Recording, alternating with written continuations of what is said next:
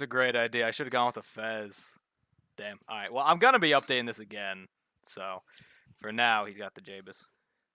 I like the badge too. I don't know why I gave him it, but I like it. Well, it worked. When you give him the fez and the pipe, it works. Yeah. What sucks is that the badges don't really have many bones, so I can't. Hey, wow, Scrumpy's early. You can't move Eggnog. it then. No, you can move it, but the thing is, it doesn't have any bones, so you can't like custom tweak it. What I wanted to do was have like gravity on it, so it would kind of like droop down a bit. Like it would be pinned how it is onto his chest, but then like the badge itself would kind of fall to the right. You can't do that. They don't have that many bones to animate, so What about the newer badges when they have that? those are mostly just sort of like less of a badge, more of like a brooch. Like it's one solid object. Ah, Like if you stapled, say, a stick of deodorant to your chest. You can't really bend that. And I'm gonna wait for the. Actually, I'm gonna start now since I forget. Yeah, Twitch uploads the entirety thing. So, well, hello everyone, and welcome to yet another episode of Pod-Crust, the worst fucking podcast ever be added to the internet. Hello again. My name is Bucket-Crust, and with me to Will. It's Will. Say hi, Will. I lost my burp. I was gonna do that, but it took too long. I was drinking ginger ale just to do that, but never mind. Well, you'll have plenty more time to burp because we're just starting. And yeah, let's just get right into the name of the stream. Food. So, what did you have for dinner tonight? I made myself a one-pot chicken skillet dinner.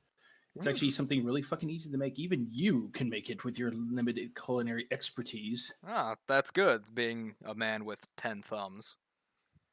I mean, all right. All it is you take like one sweet potato, a good baking apple, and there it is. Coaxed it out.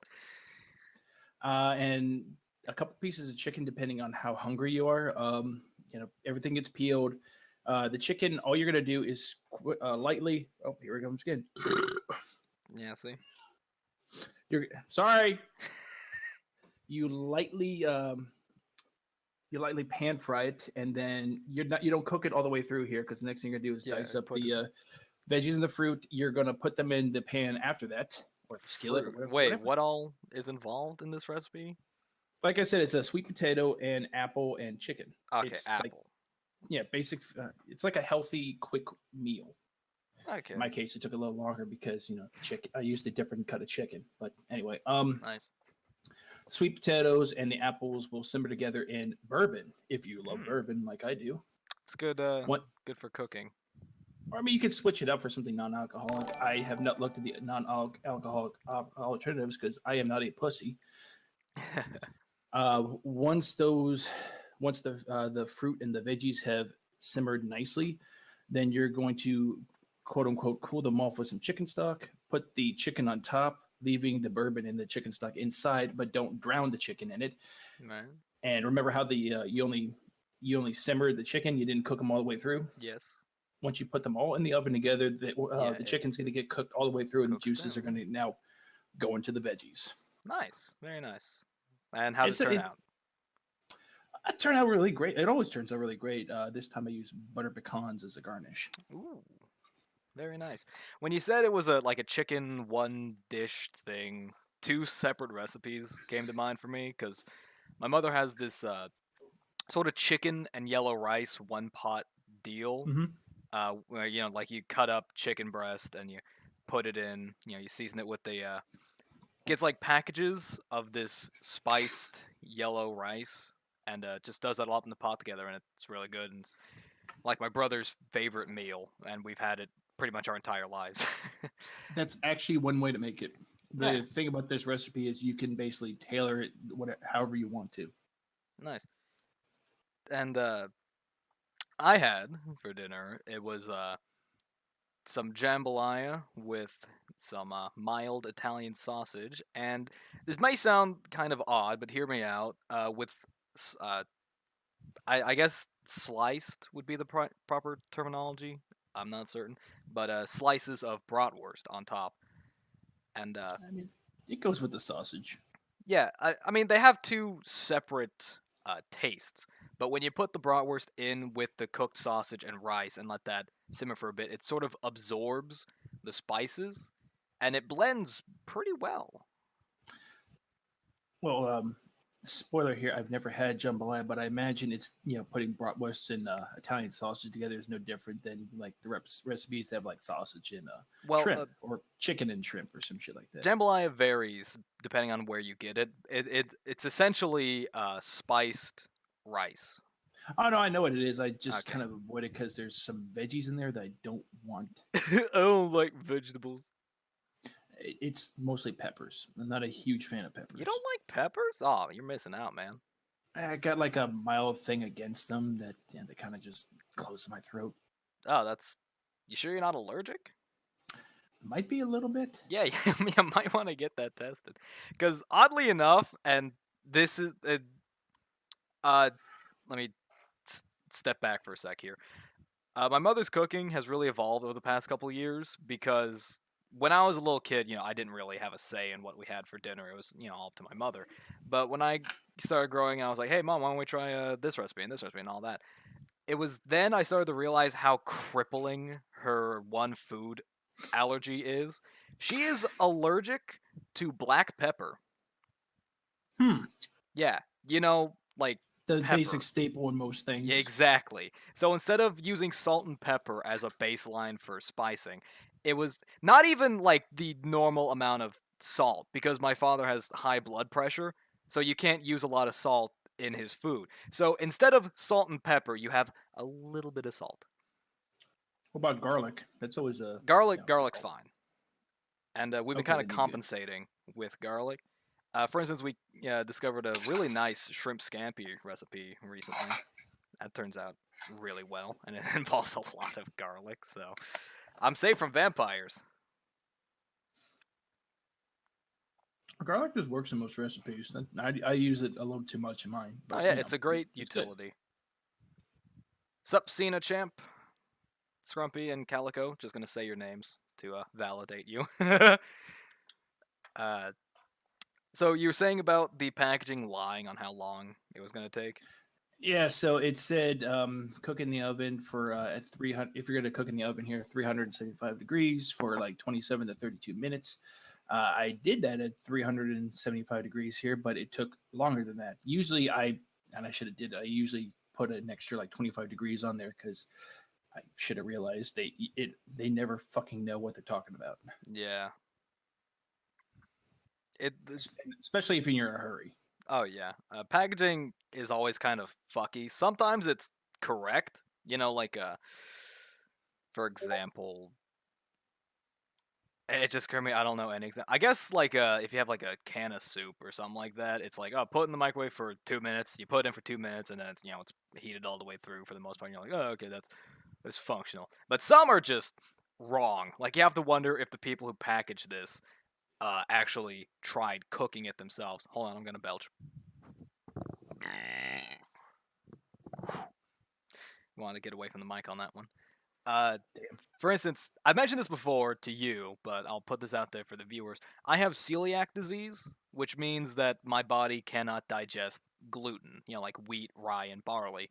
To all those people that are like, oh, I live gluten free, they don't have celiac disease. They're just faggots. They read some horrible, straight up false studies about how gluten can harm you. No, if you have celiac disease, it is actually really dangerous. What happens is when I eat gluten, and the particles go through my digestive tract, it gets caught in your intestines, and instead of breaking it down for nourishment, it sees it as an invader, and my intestines fucking destroy themselves to get the gluten out.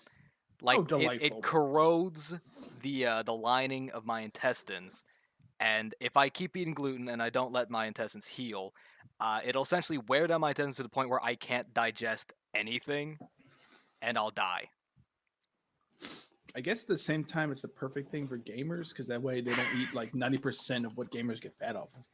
Well, what like Doritos? Doritos are gluten free. I'm not talking about not just Doritos. I'm talking about like like snack cakes and shit like that. Oh yeah, those most have gluten. But anyway, getting back to my point. So I've been trying to find substitutes for stuff that I like that usually has gluten in it. Like for instance, Oreos. I recently found like a gluten-free equivalent of Oreos, and I haven't tried them yet. But yeah, and what I also found was gluten-free Pop Tarts. Getting back to my original point, and I was like, this is Like probably like gonna. actual Pop Tarts. Yeah, they actually look a little nicer because instead of having that like weird caked on icing that looks like paint, it has like actual like like those toaster strudels you get where it comes with a little sack of icing and you Yeah. squirt that all over like a fucking cum shot. It has more like that. So I take it out Huh. of the wrapper and I'm like, okay, I like my Pop Tarts warmed up. So what does the box recommend? So I look at the back and it says place on a microwave safe plate. Place in microwave for 3 seconds. 3 seconds. 3 seconds. So I was skeptical because that's not even enough time for the microwave to activate. Like you put in 3 seconds, like you turn your microwave on, it's like it takes a few seconds. Like oh, here we go, getting warmed up. Yeah, get that plate spinning. Here we go. You put in for 3 seconds, like oh what? Okay, 3 seconds. Let's go. Oh, we're done. Like no heat gets dispersed. So I'm like, all right, let's try it. I put it in, hit 3 seconds. It starts going, beeps. I take it out, and I swear to God, it was colder than when I put it in. And I look at the box, I'm like, is it really say 3 seconds? And yes, it does. And below that, like the next step says, remove carefully. Like, let sit. Ugh, yeah, Jesus. It says to let it sit for a few minutes and don't touch the icing right out of the microwave because it'll be very hot. And Was it? no, the icing hadn't even melted. It was like I said, it was probably colder than when I put it in. Well, hold on. What is it? One of those things where it tells you to microwave it at a high setting or some shit like that? It was on a high setting. It's like, yeah, microwave on high for 3 seconds. And I microwaved it on high for 3 seconds. And like I said, that's barely enough time for your microwave to like fucking drink its coffee. So Who makes them? The box is in the kitchen and we just started. I don't already want to step away from the mic. I can tell you. No, later. but it's not actual Pop Tarts. It's a Pop No. company. It's a Pop Tart product. It's a Bop Tart. Hold on, a Bob Tart? That's not the actual name, but you get what I'm saying. It's not Is that him? brand. Because these actually look pretty fucking good. No, but yeah, those look really good. Yeah, they're raspberry. Ooh. Yeah. Have I ever microwaved bacon? That is not how you make bacon. Speaking from experience, the microwavable bacon isn't that bad. I mean, if you need something quick, Yeah, but it's not as good as No, when it's you not. actually No. fry it. No, it's not. But There's one way to make bacon. You either fry it or you get botulism. Quoting Jim Gaffigan. it's one of those things. Like if you are on a budget, you can afford bacon. It's just and the affordable version, the budget bacon will actually be pretty decent. I guess, but most apartments come with a stove. What are you scraping? The bowl. Okay. Can you do that a little bit further away from the mic? Oh, it's a headset. Oh, let's see, without disturbing it. There. You know, I'm almost done anyway. I'll just have a couple more pieces of meat. Alright, you go ahead and eat that. I'm gonna talk to chat right quick. Joey says it's low on flavor, but it's made in like 5 seconds. So yeah, I guess if you need bacon really quickly, there you go. But I don't know. Scrum says microwave a boiled egg and exploded. Yeah, that's dumb. Yeah, you don't put eggs in the microwave. My parents will tell you that from experience. When me and my brother were real little, he thought of putting an egg in the microwave, and we sat there and we watched the plate spin around, and it kept spinning, and then it didn't explode, but it cracked. The shell cracked open, and just the entire house just filled with this rancid stench. Wait, it's not the same thing as like boiling an egg. I think I know what they were trying to do. They thought, well, if I can, microwave and cook bacon on the stove here, maybe I can do the same thing with an egg. No, you fucking cannot. No, you can't. But like mine didn't explode; it just cracked open, and from this tiny little crack in the egg, it just released this noxious gas. It was horrible, and so that's how I learned to be careful about what you stick in the microwave. It took my brother a little while longer because he later went on to put a bowl in the microwave with a spoon in it. So, Did it explode? it I think it caught fire. Not good enough. Yeah. So, be careful with stuff like that. I mean, of all the things that should have a list of like a safety sign on it, maybe microwave boxes should just like, hey, here's things you shouldn't put in the microwave: aluminum, eggs, hot dogs. Well, I guess hot dogs, but every time I put You can, it's just not as good. yeah, every time I put a hot dog in the microwave, it exploded. I mean, you know how I feel. I strongly adhere to social Darwinism. If you're dumb enough to jump in the lion's den, you deserve to get eaten. But that's a simple mistake. Like, some people won't give a second thought to leaving their spoon in the bowl when they go to microwave it, and their microwave will catch fire. So, I'm actually not a fan of hot dogs. eh, I wasn't for a long time. They would make me gag. But Costco has some really great hot dogs. It's just the flavor. I'm not a. Yeah, No. I understand. I don't know. Yeah. I'm fine with brats. Brats are fucking awesome, but hot dogs, not so much. All right, so I guess to finish the subject of food, I'll mention what I'm drinking right now. I'm drinking a strawberry bowl. It's a great drink. Strawberry bowl. Bull, Bull. It's a great drink. Very easy to make. Very cheap. What you need is a bottle of flavored soda. It doesn't have to be any specific brand. It could be like Crush. I use Jarritos. It's a Mexican soda you can get from your grocery store. You can get them anywhere. I see them all over the fucking place. Yeah. So you get a bottle of your favorite flavor of Jarritos, a 8-ounce can of Red Bull, a little bit of lime juice to your flavor. Just about one squirt is good enough, and a shot of rum. Mix that all together, and into a nice big glass, and it's really good drink. I highly recommend it. Oh, nice. If I was making anything, I'd take green apple, vodka, and some cranberry juice. On the since we're on the, what the fuck am I looking at? That would be macaroni being fried. With that is the sauce. Somehow the sauce came out as No, a solid. That disgusting- is macaroni and dick. That. Well, Well, actually, no. It's what it looks like when the Kool-Aid Man takes a shit. I gotta show this on stream. This is macaroni and dick. Oh my god. So you had it came in a dick-shaped can, and you didn't think anything of it? It shouldn't come out that way anyway. I mean, it shouldn't be that fucking thick. It shouldn't look like a dick. What do you guys think? Is that a dick right there? That's a dick and someone's liver. It's like it's a tomato taking a shit. Is what it is. Some dude crossed the mob, so they cut out his liver, skinned his dick, and threw him into a can of tomato sauce. Bob from VeggieTales is sick of the Mario Brothers obsession with pasta. Just drop a log right on the macaroni. That's not very godly of him. I'll say that much. Half a dildo and a container of lube, yeah. Covered in red sauce. Jesus.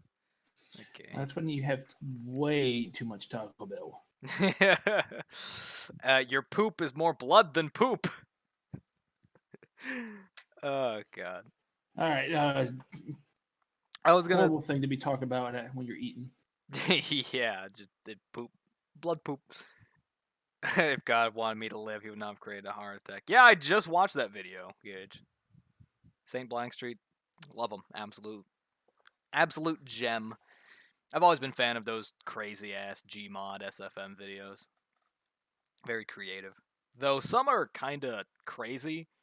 One in particular is a guy named HoovyTube. He I've is seen him. really out there. If you really want to like have a bad time, uh, watch the Soldiers Dispenser collab. Oh no, that's Oh Rexo, dude. no, but like the No, submissions Hoovy to Tube is that. great. Oh yeah. Yeah, because Rexo was just the one who set up like the collab, but the people that sent in their clips for that. No, Rexo's the one who spread that virus. What Like virus? the virus of his animation style, because everybody either got it perfectly or tried to imitate it, Was, but it got around. He got so many fucking submissions. oh, I know. That's like a 2-hour video, and that's only like a third of all the submissions he got. But I saw most of them before the thing even fucking came out. Yeah, it's. So is he like the original guy to make the feverish animations? Yeah. Okay, fuck that guy. That's those.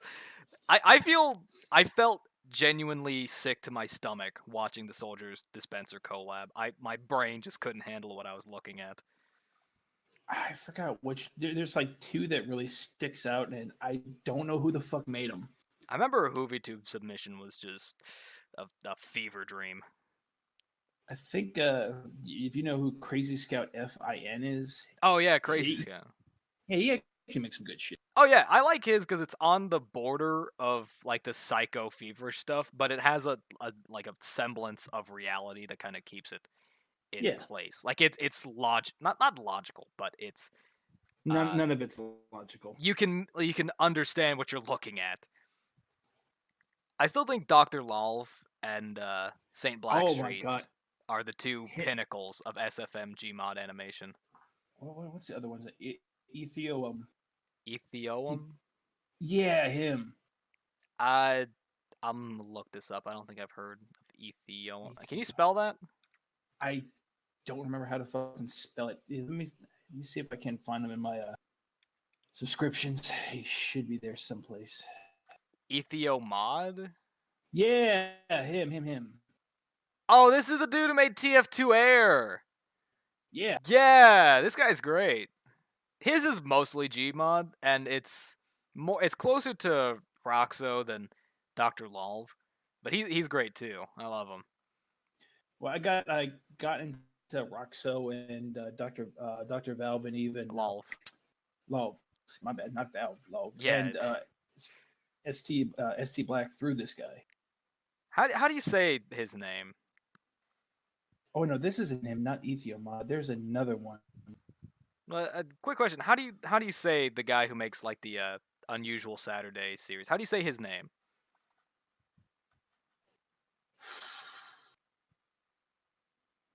I have no fucking idea. I'm asking how you say his name. Like, how do you personally say that name? Let me actually find one of his videos so I can actually look at it before I say it.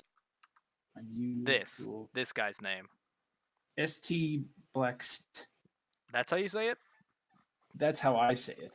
I've always said it as a Saint Blackstreet, because ST in front of a name usually means Saint, and ST at the end is usually street. So that's a connection in my mind. I don't know how he wants people to say it, but that's how I say it. Anyway, I absolutely adore him and Dr. Lolv. They are fantastic. I remember when I first found Dr. Lolv's videos, I just binge watched all of them, and I hurt myself laughing so hard. All right, this guy, yeah. No, actually, I used to see his shit on my YouTube watch list, and I'm like, all right, fine, I'll give this a fucking shot. I think I watched he hasn't made the heavy guy yet. He never will. I think I watched the medic guy, and that's when I got hooked. No, this is the guy. Oh, El Toro. Yeah. Yes. Oh, I fucking love El Toro. His great. Is straight up just a crack fever dream. No, his has sobered up tremendously over the years. Like, his old stuff is just psycho. But TV gets pretty psycho, but the one that I got hooked on was Island. Yeah. Hold on, I'm gonna bring Red in because I promised him he would get a spot on And this. then, do you remember a guy named Ed Bachnick the? I don't think so. Link me his channel.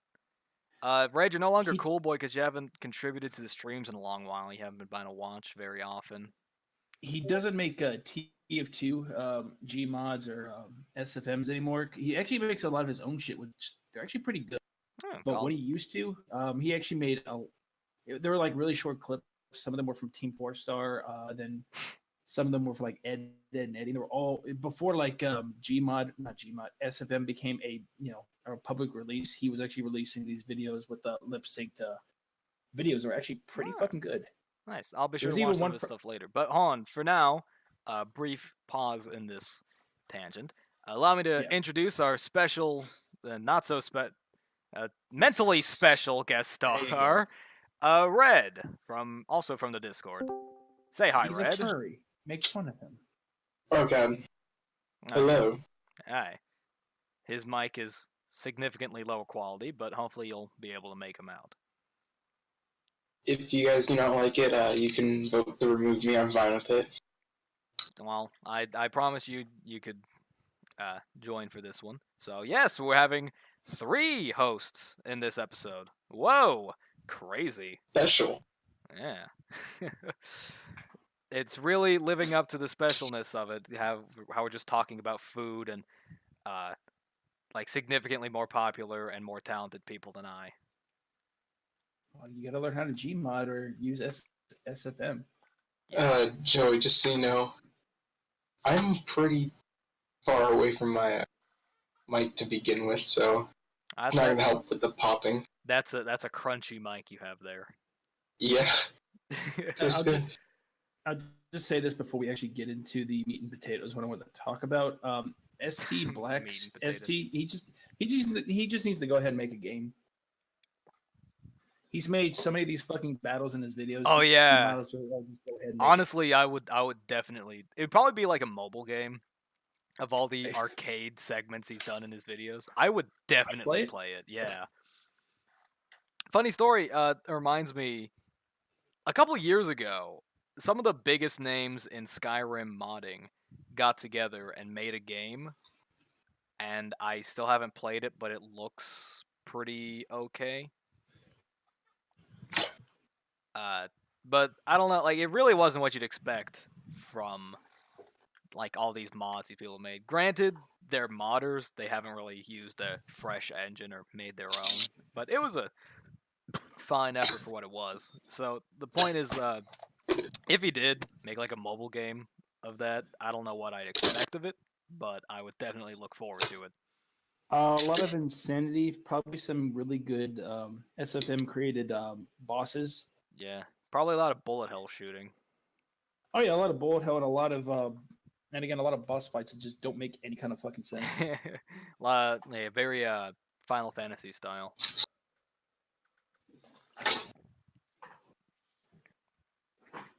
So yes, getting to the meat and potatoes, not food related actually.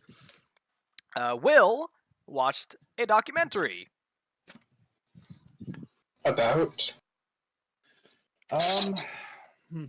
flat earthers. Oh yes, I remember this.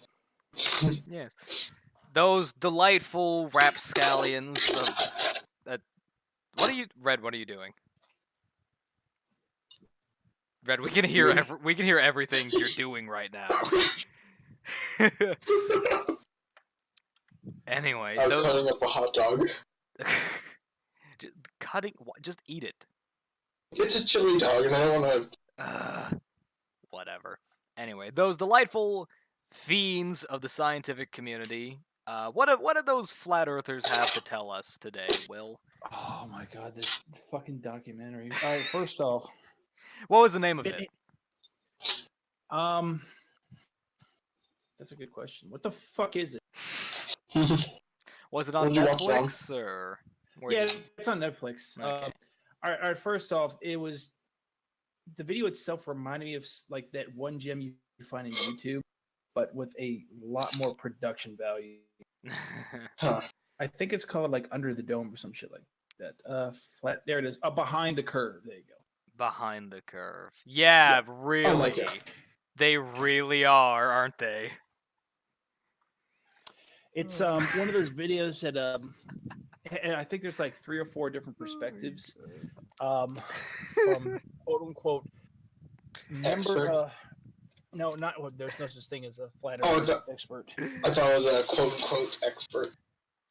Oh yeah, then yeah, quote unquote. I know. I wouldn't even give him that. I wouldn't even give him hypothetical expert. Experts in noticing flat How the hell objects. is this rated 6.4 out of 10 on IMDb? Probably because people find it hilarious. That's Oh. exactly why. And I think I have to get a new fucking cable tomorrow. For what? Nice, but until then, tell us more about how behind the curve these people are. Yeah. And anyway, God, so that name's so perfect. it has like 3 or 4 different perspectives from various members of the flat earther community. I think they call themselves a flat Earth society. They call themselves a bunch of different things depending on who, from what sector from. Like, there's one guy who has the flat Earth Army. He's supposed to be like the rock star of the organization. A guy named Mark Sargent. You can look up his fucking videos. Mark Sargent. That name rings a bell. You might have heard of him. I You probably might have. have. I think my brothers mentioned him. Is it all one name? Anyway, like one word? No, there it is. It's all one name. So Mark one of the Sargent. first things that one of the first things that he said about the flat Earth Society is, none of us are basement dwellers living in our mother's house. Well, technically that's true. While he doesn't live in his mother's basement, he lives with his mom. Nice. Some of his accomplishments were he was the digital pinball champion in like 19 fucking whatever. Wow. I know. So right? impressive. And he's one of those people that like takes their status among insane people as celebrity. And he is getting cucked by another flat earther, a flat earther woman. Mm-hmm. All right. Every time they talk, because he also does a podcast with this woman. Flat Earth. It's like flat Earth theories and hot potatoes. I fucking hate the name, especially the hot potato part. Mm-hmm. It's this woman who lives alone with like 50 cats. I have a lot of cats myself, but this is different. I'm actually married, and I'm not a flat earther. And they just sit down together and talk about the flat Earth Society. Now he's saying that he has no romantic relationship with her. He has no romantic interest in her, but you can just see he wants that crazy puss. Like, he will regularly drive, or again, this guy lives with his mom here. He will leave his mom's home in Seattle and go down to Houston, Texas. That is a long, expensive fucking trip just to see her for nothing. So those are the two of the people in there. The next one is a guy who he says he's an engineer, but he does a lot of contracting work, freelance work, I should say. Oddly enough, one of them is with the airports. Mm-hmm. But he keeps doing these experiments that when you watch the documentary, they actually turn out that they tell him the exact opposite of what he wants. They keep telling him that the Earth is curved. Yeah. Mm-hmm. They tell him the truth. Stop fighting the fucking cords, you little idiot. That's why I had to fucking change cords. Which one is it, Ozzy? I thought you were talking to me while I was eating. I'm like, I know. First of all, I'm not even. No, I'm no. I'm Which one's chewing the cord? It's Osborne. Ah. Don't get why he does it, but he's ruined a tablet cord. Anyway, back to the craziness.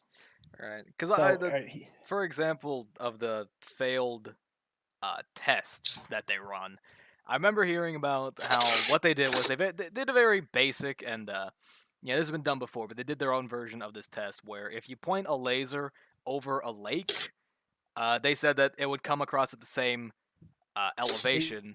They tried to do it, but they fucked it up. Yeah, because the idea is, it'll come across the same elevation because the Earth is flat. They did it, and look, it came across at a separate elevation. No, they didn't. No, it didn't even do that. When they tried to do the experiment, he got the wrong fucking laser. Oh. That when it hit the board, it was just like the size of, it was like 15 feet tall.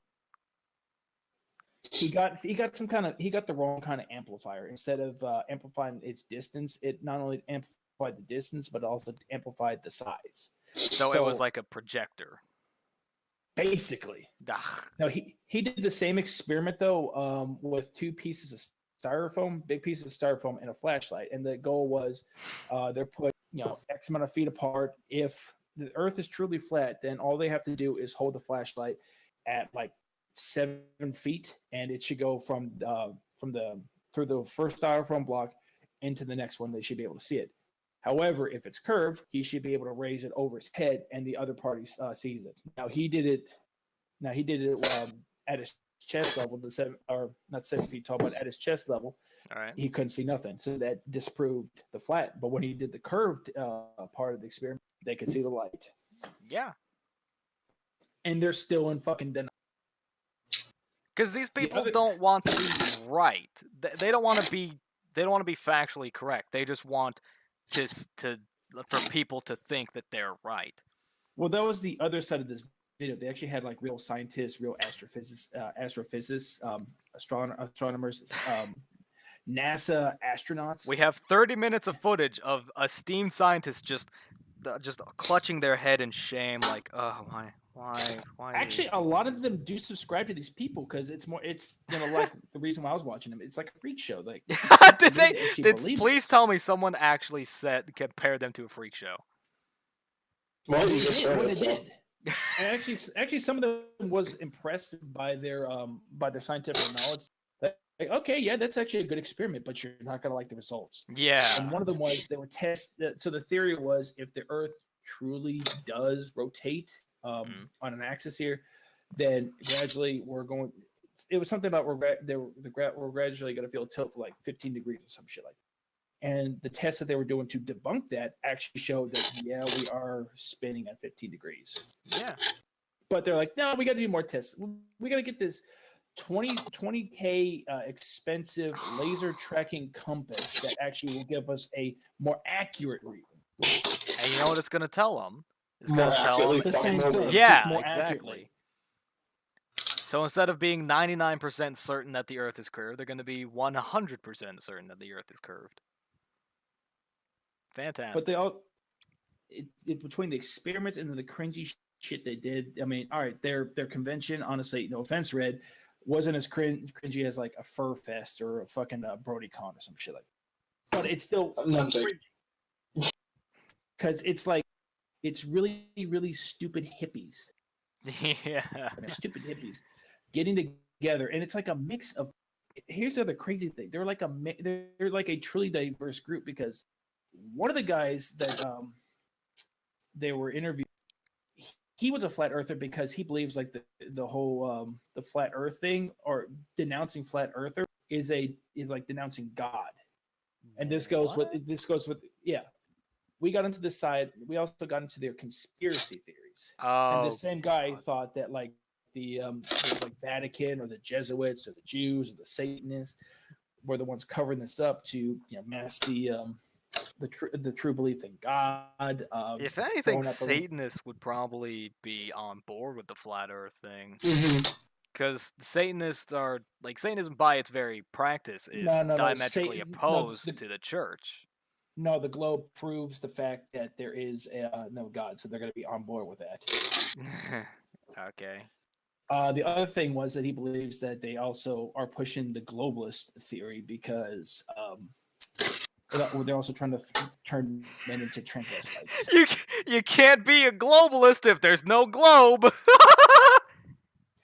That actually reminds me of one of the fucking things they said, because they got asked, well, do you have any scientists backing you up? And they were like, well, I mean, I'm open, no, but truly, you can't be a scientist in a flat earther. And they're like, why?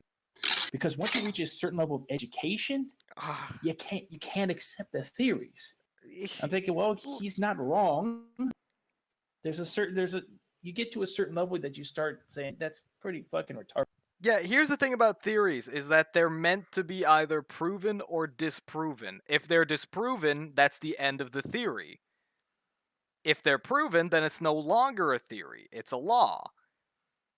So there's no such thing as a globe theory. There's no such thing as a true theory, because if it is true, then it becomes a law. It's no longer a theory. And if it's debunked, then it's no longer a theory, it's been proven wrong. And we've known since like the 14th century that the earth is curved. Probably even before that. That's just the earliest comparison that I have. That's when it was globally accepted. Yeah. That's when a lot of that's when, you'd see like a lot of people with globes. They're like, oh, wow, a lot of science has gone into this. This is incredible. This is a incredible discovery. We no longer have to fear sailing too far east to fall off the map because we'll just come back around. This is insane. And getting back to the religious thing, like, oh, God would have never made a round earth. Why the fuck not? He's God. He could make the earth a cube. Some of them believe in that. Oh, fucking goddamn it! No. The earth is a giant sugar Why cube. are they putting Jews in there? Because the whole Satanist and Jew kind of are opposites. Well, all right, well, Red, if you know anything about these conspiracy theories, all of them will involve in some capacities Satanists and Jews. Sometimes at the same time. I don't know about Satanists, but religion always gets involved in conspiracy theories. Earth is a big titty anime girl. I bet you if one of y'all actually went out there and preached that, somebody would believe it. Earth's a big titty anime? Oh, maybe. That's why there was a joke going around one point that the Earth is actually shaped like a raptor. I wonder if people genuinely believe that. I don't know. I like the cube be in favor theory. of Velociraptor Earth instead. I like the cube theory because then I could come up with a theology that Ragnarok shall come when the great space horse comes to eat the sugar cube. Take this. Sorry. But no, that's one of the cringier things they did was the cuck and the crazy redheaded woman. They went down to they went down to Houston. They went down to the Air and Space Museum down there, and they went inside one of the warehouses that housed the Saturn V rocket, and they screamed out at the top of the lungs, "The Earth is flat!" And they're like, "Oh my God, that is so epic!"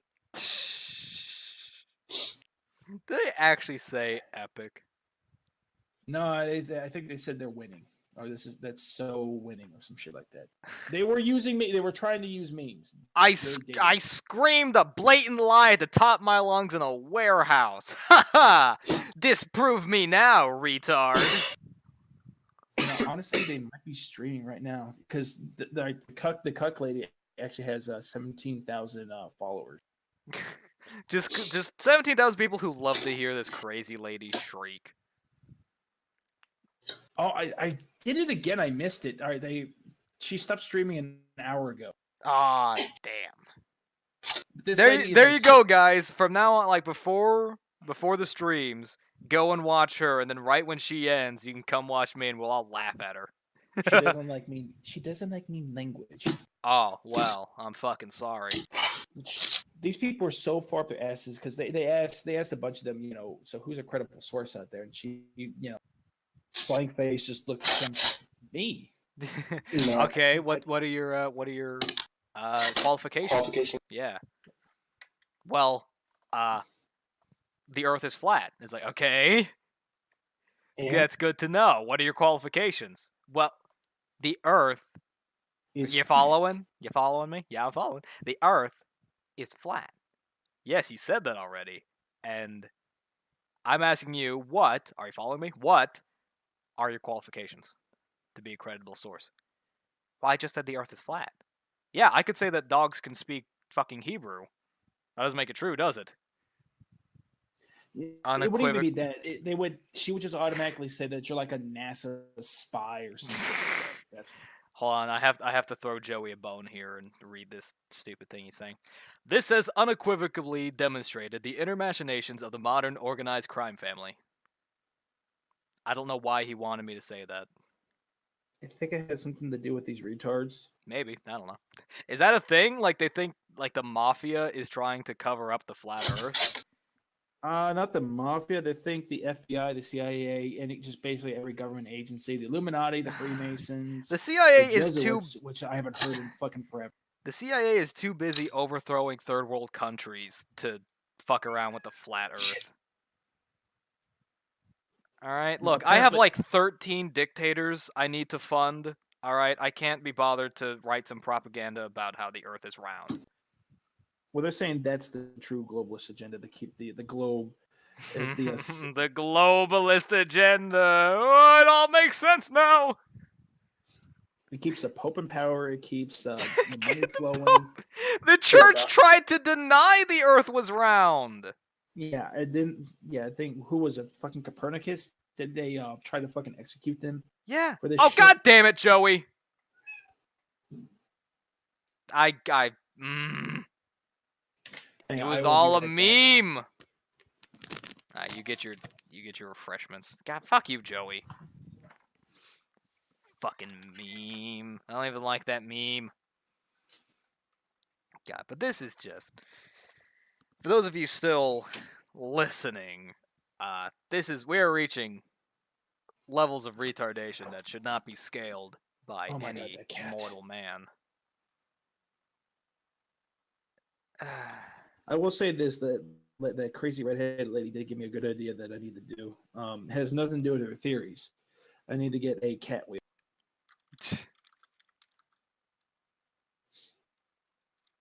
Because I saw her cat spread. I'm like, hey, that's not a bad idea.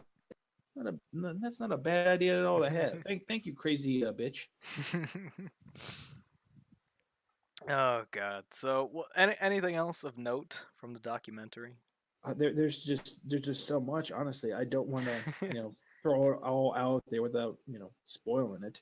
I don't think you can really spoil. There's not gonna be some plot twist where like Brian May comes out and challenges the head of the Flat Earth Society to a guitar solo battle, and like the head explodes or something. Wait, Well, did they actually get Brian May? Please tell me they got Brian May. No, of course not. Damn. They did bring up LeBron James and Shaquille O'Neal about them being flat earthers. Shaquille O'Neal. This man stars in gold bond advertisements, motherfucker. He's my creditable source. I think maybe it was Shaquille, because what they like to do is they like to blow up what people say out of proportion. Yeah. I think he might have said that what they're saying is interesting or some shit like that. I don't know. There was a bunch of NBA basketball players saying that the flat Earth has some credibility, but they like to say some of them actually, when somebody says, "Oh, that sounds interesting," like you're a flat earther now, you're on our side. And like, whoa. I'm not. Yes, you are. This guy is. He's with us, and everybody looks like. Yeah, like, hey, I find these flat earthers incredibly interesting. This is the same reason I go to the zoo, so I can look at the monkeys throwing shit at each other in the cage and think, wow, what a bunch of fucking morons. The Mark Sargent guy, like for example, two things. For example, first off, he got interviewed by a guy from one of the Philadelphia papers. Okay. And since he interviewed him, he was convinced that this guy was a flat earther. Now, the reporter got interviewed and was like, yeah, I never said I was a flat earther. I might have to put that on my business card now because I might, that might look cool, but the other thing was Mark was out there canvassing for the flat earthers during the big solar eclipse the big lunar eclipse that happened like a year or two ago. Right. And he's out there wearing a shirt, Flat Earth Army, telling he would actually just walk up to someone and say, "Hey, did you know the Earth is flat?" And they were looking like, "What?" One guy said, actually asking the question, "Do you actually have any scientists backing you up?" Well, no, and the guy starts laughing and he's like, "Yeah, well, he's gonna go home and look up flat Earth and." He probably might change his mind. I'm thinking, no, he's not. He's gonna look at all of your work, Mark Sargent, and just keep laughing. No, he might call the fucking cops because another hobo is walking around California. Dude, it is not worth the cops' time. There are so many homeless. This is probably one of the safer hobos. Well, the cops didn't say this, but the issue why scientists don't debate flat earthers got brought up, and the scientists like, Do you realize how many fucking theories people throw at us and want to debate? We can't do all of them. Yeah. Otherwise, we won't actually be solving the legit ones. Yeah, they save their energy for actually interesting theories that might need proving. One guy's like, we're not going to go back and discuss shit that was discussed 400 years ago. Yeah, this has been proven for centuries. Your theory has been debunked. They actually debunked their own fucking theory several times in this video, in this fucking document. They tried to draw a gun for the duel and shot themselves in the foot. Exactly. And then they still kept their empty gun up as like, fuck you, and they just no, you blew your load. You lost. I'm unconvinced that the gun is still loaded. I was issued 1 round. That round is in my foot. Therefore, I shall use the remaining round on my enemy. And then when it doesn't fire, they blame NASA for sabotaging it or something. Yeah, really, NASA is just, in their eyes, is just this malevolent fucking deity. Just this great shadow over the horizon, hanging off the disk of a planet we're on. It's hellish maw breathing fire and factual evidence down on us. Avert your eyes, children! Don't look at the truth! While the rest of the world's wondering, like, hey, why aren't we on Mars yet? They're like, they're coming for us. They're going to stop us, but we're beating them in the flat Earth theory. Speaking of which, I heard that SpaceX saw some pretty resounding success recently. Oh, yeah? Yeah, I didn't have time to really go into it, but a bunch of fucking headlines just flashed me while I was sleeping. Like, Elon Musk has like emotional breakdown over SpaceX, but for good reason or something like that. And I was like, okay, that's a catchy headline. I'll read that later, and then I never read it. So, see, if I was Elon Musk, allow me to research this now so we can discuss it. If I was fucking Elon Musk, what I would do is I would fucking make the first rocket that could, transport just normal people to space for a joyride and take flat earther. Okay, here we are. Hold on. SpaceX just docked the first commercial. Fuck off, Business Insider. No, you can't send me notifications. No, I don't want to. Fine, I'll turn off ad blocker. Jesus Christ. Yeah, some of them don't give you the option. You just got to do it. Yeah, there. Refresh. God. And I know it's annoying. I know it's annoying, but you got to realize you're probably never going to go back on that website. Yeah, well, guess what? There's an ad blocking the headline. Okay, here we are. SpaceX just docked the first commercial spaceship built for astronauts to the International Space Station, what NASA calls a historic achievement. So this was a commercial spaceship. Elon Musk rocket company SpaceX on Saturday launched for the first time a commercial spaceship designed to fly NASA astronauts. The ship, called Crew Dragon, pulled off another first on Sunday morning, its first docking with the ISS. No people flew inside Crew Dragon, just cargo and a dummy, but crew members already at the space station opened the hatch and greeted the spacecraft. Welcome to the new era in spaceflight, an astronaut said from inside SpaceX ship. Crew Dragon will try to leave the space station and return to Earth on Friday on a mission called Demo 1. So if this thing, actually fucking works, I'm still waiting for the technology where, we have ships that can land on Earth successfully and be refitted to launch again. Again, if I was Elon Musk, I would come out as a flat earther, make it this whole thing, make people really believe I'm a flat earther here. And say, I got the first spacecraft that can take you all to space, and we can prove that the dome exists. He flies into space, takes them to the space station, show them the curvature. Like, it's just a fucking prank, bro. You're an idiot, and leaves them on the space station to rot. So wait on. Inside the spaceship, McLean grabbed onto a plush Earth toy that SpaceX had strapped into a seat before launch. The toy, which Musk has called a super high-tech zero-G indicator, has been floating around the cabin on the end of a string since Crew Dragon entered orbit. This super high-tech zero-G indicator is a little plush toy of the Earth, and it looks adorable. Is there a picture of this plush? Yes, allow me to find... and I'll put it up on the stream so you can see this high-tech achievement. We need Elon Musk's big brain to go out there and defeat the flat earthers.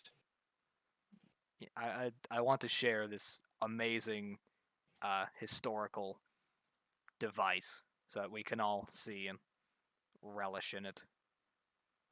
I have it up here. Just downloaded it. I didn't mean to click that. God damn it. I'm waiting to see it. Here we are. So here it is. The super high-tech device pictured to the left. Yeah, it is actually pretty cute. Yeah, it's so cute. It's a little Earth. It's like retard cute.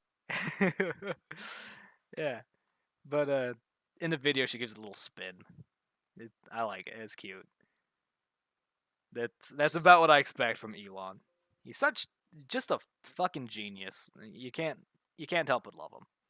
True. So though she's a NASA hit and then coming up to kill the flat earthers and stop them from spreading the truth. I will spoil this. This one guy actually did create something that I was disgusted by, but at the same time impressed by.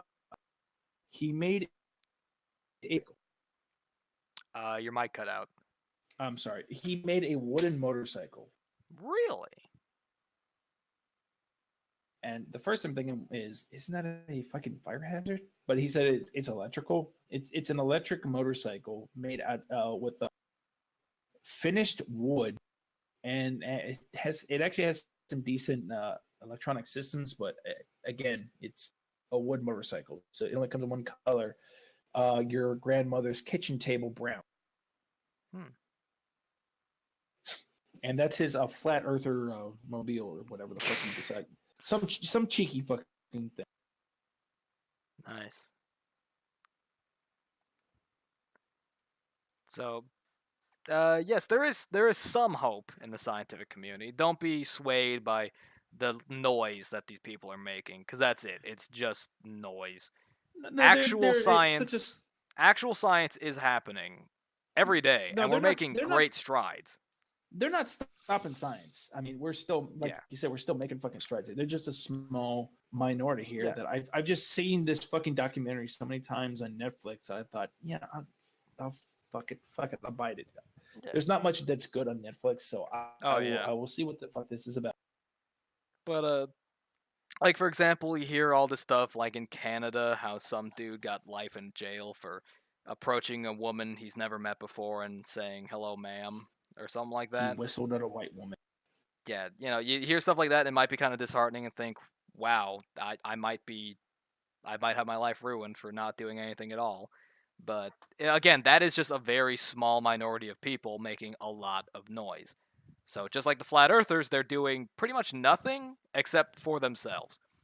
Just don't go to California, and you'll avoid these psycho people. And just stay away from New York, and you'll stay away from the flat earthers. Actually avoid Seattle, Washington altogether, or Oregon. That's where the biggest concentration of them are. Oh yeah, the flat earthers or the let's go bully the queers. Both. I mean, have you ever been to Seattle? God, no. That is a weird fucking place. Yeah, home of rice-a-roni and faggots. No, you're thinking of San Francisco. Oh, you're right. I'm sorry, San Francisco. Did I ever tell you my fucking experience in Seattle? I don't believe you have. All right, so when I got finished with my LDAC course, your what? My Army officers course. Ah, okay. A bunch of us, our flight wasn't until like 10 p.m. here, and we hadn't actually eaten like real food in a long time, like a month here. So we're like, let's go into the city, let's go chill for a little bit since flight's not for fucking forever here, and let's go get some meat. Okay. So the first thing we do is we had to make a pit stop off at an ATM because none of us had any cash other than what we were carrying for the commissary. Right. At the end of it, but we needed like real cash for the restaurant. Manny's. The first thing that happens when we get to the ATM is a guy comes in and says, "Oh, hey, you guys from the base?" Because some of us had like our rucksack on, our dog tags, and some like T-shirts that said Army. Like, I'm like, yes, sir, we are. Oh, great. So, what rank you guys? Well, we were going to be second lieutenants. Oh, okay, officers.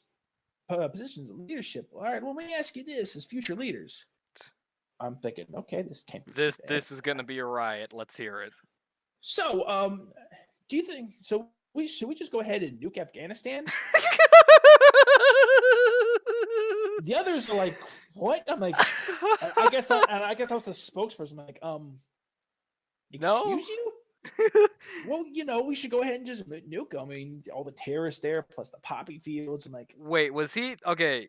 Was he an actual like psycho hillbilly thinking, just nuke them, they ain't murking? oh, Or he is- wasn't a or hillbilly. or was he some douchebag fucking hipster or whatever trying to bait an answer out of you and then be like, look at him, baby eater? I don't know because he seemed dead fucking serious. And the later part of my story will confirm this. But Okay. I like. So he comes back with a vengeance. No, he doesn't come back Oh. here because I told him like, look, I really don't have the authority to comment on that, and I'm not going to. It was like, well, you're supposed to be future leaders. You were supposed to make the decision. Like that's not really up to a second lieutenant. I don't even think that's. Yeah. I have to be like a general or something like that. You to make that might kind want to of go decision. ask the president. And I think Yeah. at the time that was what, Obama? That was It probably was. his like plan C. Let's be And real. this segues to the next part of the story. So we're walking Oh, around. boy. We're gonna see this Seattle Space Needle before we go down to the wharf area where like there's a The bunch only of touristy stuff. real that goes restaurant. attraction, the Space Oh, Needle. there's actually a couple good. Seattle is a nice looking city. Nice looking. People, it actually is a pretty city. The people From there a distance. suck. Yeah, it's nice to observe from a distance. So as we get close to the Space Needle, we notice there's a protest going on. Oh boy. And at first we see, oh boy. First off, I see a post that says Says what? Your mic lagged. Obama is a Nazi. Oh, Nice. But then it turns out there's a lot of LGBTs out there, a lot of liberals and hippies. They don't look like rednecks at all. They are just, this is a liberal protest protesting a very democratic liberal president. Well, to be Thinking fair, that Obama is a Nazi. Obama definitely wasn't a saint. He wasn't a saint, but a Nazi? Well, I think what it is their general distrust and their disposition towards the U.S. government to the point where they, just blame anyone, you're a Nazi. And granted, he did drop a shit ton of bombs. I think he holds a record for the most bombs dropped. Oh, he does have way more than, say, Bush. Yeah. Well, then again, Bush didn't have drones. If he had drones, oh fucking god, man. They had drones. It was just in the very early stages. Yeah, I mean like modern drones. Oh yeah. He would have just glassed the desert. But technology get rid of aside it. here, the We're done point with it. is, I'm thinking, aren't you supposed to? All right, you might not like him, okay, but he's a black guy. You're calling him a Nazi. That just doesn't compute. Well, devil's advocate here. I fully stand by them for actually having their own political values and not just, siding with their group. Yeah. For someone who considers himself a Republican, most of them are probably going, "We let Trump eat the bed, he did the dirt," and then you got the Democrats are all like, "Fuck Trump, get him out, man." But very rarely do you hear a Republican say, "Oh yeah, he has made some big fucking missteps in how he handles public relations," and very Actually, rarely will you there has hear. been quite a few of those that do say that. Yeah, and very rarely will you hear a Democrat say, "Oh, well, yeah, the economy is really booming nowadays thanks to his No, that's trade true. issues." And he's really doing a good job of handling North Korea. Tensions are high, but he's made more segue than any other president before him. You're not going to hear a lot of people actually no, have they- their own political opinions and values and express them individually outside of the norm for their party. So credit to these people for standing by what they believe in. But yeah, calling him a Nazi, that's a little far. I don't see where the fuck they would get that from, but whatever. I mean, like you said, good on them for having their own original political belief there. I think what it is, it's just that we have come to, if any politician that isn't from your party is inherently a Nazi. Hillary Clinton, George not George Bush, Donald Trump, Bernie Sanders are all Nazis, depending on if you like them or not. If you don't like them, they're a Nazi. If you do like them, they're like the second coming of Jesus Christ.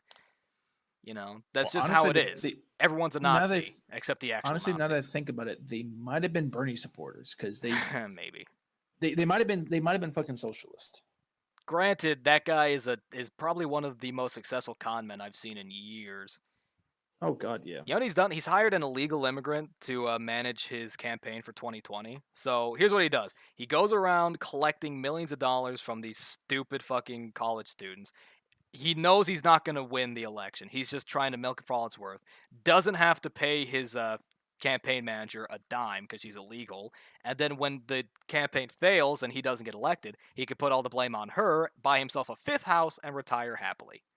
Are we talking about Alexandra Ocasio-Cortez here? No, I'm talking about Bernie. But she's just genuinely stupid.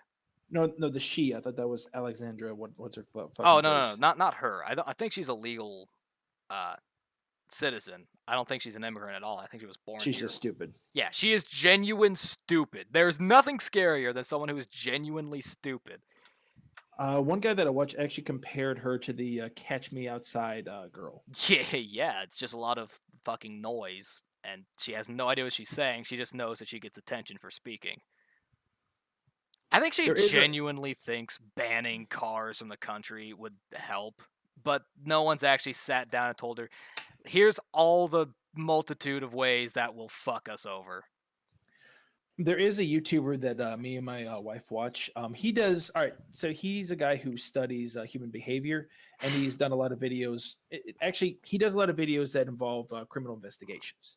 Like we watched the one video that involved that one guy in I think it was Nevada, or the guy who murdered his two kids and his wife out in and tried to bury it in an oil field, and then he got caught in the lie. This is like a recent fucking case. Yeah, I haven't heard of that one.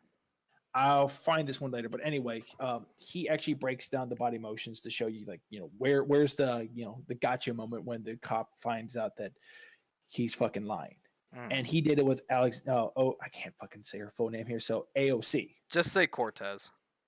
Yeah. Anyway, so he broke down a couple of her interviews here and actually showed some surprising things that kind of made me think that she doesn't fully fucking believe what she even says here. And actually, at one point, it showed one of her body motions when it mentioned that President Trump, that the reporter said that President Trump congratulated her on winning her election.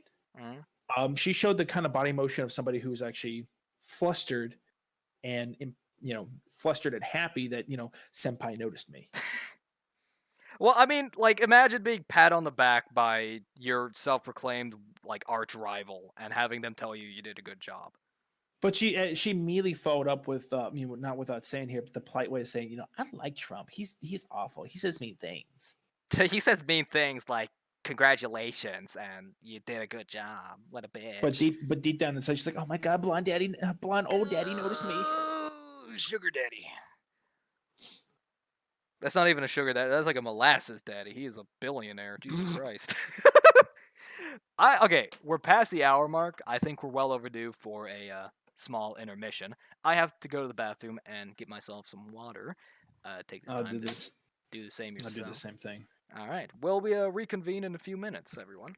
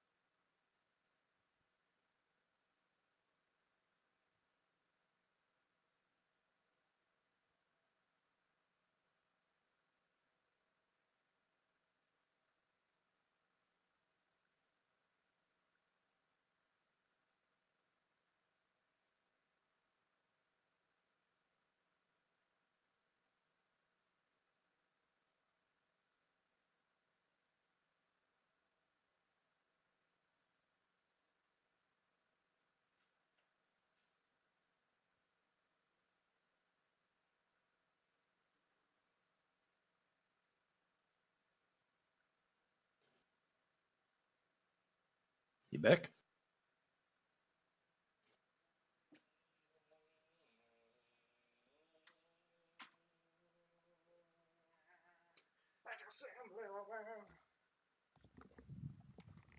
All right. You there? Yeah, I got back a couple of seconds ago. Okay, and we're back. Woo. Got myself a water bottle. Also, I checked the name of the Pop-Tart guys. It's a brand called Glutino. Glutino. It's the Spanish word for gluten. To be fair, they make really good gluten-free bread. I will contest that Udi's, UDI apostrophe S, Udi's and Glutino make really, really good gluten-free bread. Like this is Oh, these better. actually look pretty good. Yeah, like this bread is better than what like your standard wheat loaf. It is really good. My only gripe is that it's like half the size of a normal loaf and like twice as expensive. But to be fair, the ingredients are not as mass produced and they have a much smaller market. Because everyone buys bread. Not everyone buys gluten-free bread. But yeah, it's very good. My only complaint is that I have yet to find a good gluten-free hamburger bun. That stuff is awful. It's like cardboard. It is just this big, puffy, stiff lump of what it's just bad. It distracts you completely. It's like biting into a sponge, essentially. Ugh. Yeah, it's it's just a dry sponge. It's really bad. Well, not even a wet sponge, is that? Ugh. No, it's a dry sponge. It is bad. But if I just like put the burger between like two pieces of their bread, it is good. So yes, we're talking about the behavioral analysis, pointing out politicians' lies and fibs. That's a great use of that power. A lot of people forget. Yeah, it's so easy to get caught up in being a human being that we forget. We are just animals. Simple as that. We're predictable, and if you know how to manipulate the human mind, you can control people very easily. Like for instance, Pavlovian conditioning. People think, like for instance, stuff like advertisement. People say advertisement is evil. They do testing on human subjects to find out how to make you hungry and make it seem the most appetizing to try and enslave your mind and make you hungry. Like, no, you know what it is? They show you pictures of food. Your mind sees the food. Your mind thinks of food. And then it thinks, I want food. It's really not that complex. So, like liars and they think, oh, I'm good at lying. Like, you have to be really good at lying to beat your brain's natural habits and impulses. Granted, there are people out there that can do that, and more power to them. They get away with anything, but not everyone can do it, and especially not every politician. I mean, just talk about the food fucking thing there. Because I remember what Joey was talking about, trying to lose the gut there, and you were saying either Stop weightlift lifting. or yeah, it's actually not quite that black and white. Well, I know you can't just stop lifting and expect the muscle to go away, but by continuing to lift, he would just be building on it. He would be building on it, but actually, it's more of his diet, and this is also just somebody who's like happy to get a shit ton of Little Debbie snack cakes. Probably shouldn't be eating the Little Debbie snack cakes. Yeah. Like I said, like for instance, abs are 90% diet, 10% exercise, and that's actually it's all just 90% fucking diet. Well, then it would be 100% diet, wouldn't it? When I mean diet, like food, what you put in your body. Diet. That is what that means. No, but no, like you still need I thought you exercise. Meant like diet. No, but diet. Anyway.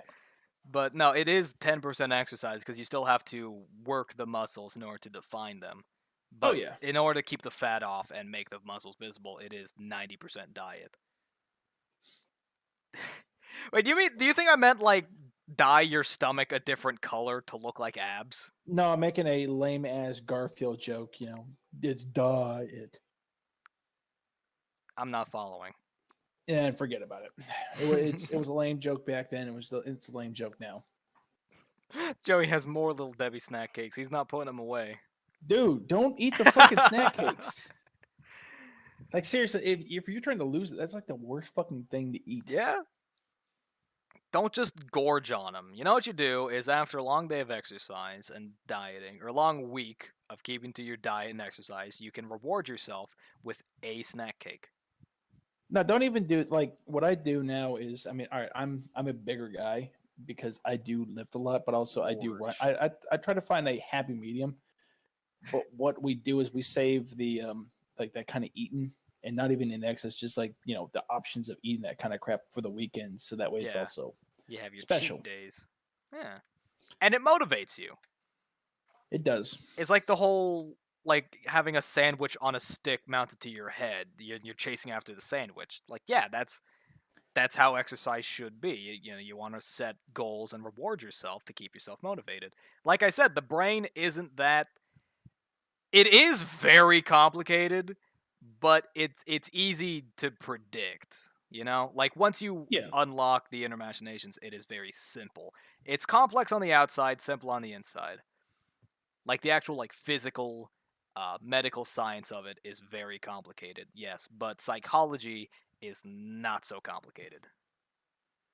That's why people consider it a soft science. I mean, honestly, instead of eating them snack cakes, I'd tell him to eat like peanuts or something. Why? Because you think he's an elephant? No, I mean, yeah, good one there, but no, actually, peanuts are one of the better things you could eat. Yeah, but they're not really like a sweet, not like really a dessert, Well, for me, you couldn't motivate me with peanuts, all right? I love the fuck out of peanut butter. Peanut butter is good. Oh, that's peanut butter, dude. Well, that's very different from just eating a peanut. Peanut butter or peanuts. I mean, peanut butter more.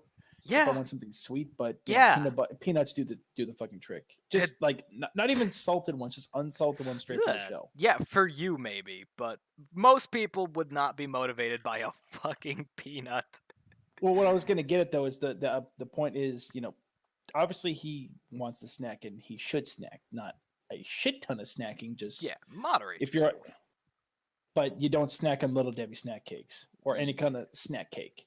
If you're gonna snack on something that's actually decent. Or at least wait until you get your exercise and your regimen under control and you know how to work that off.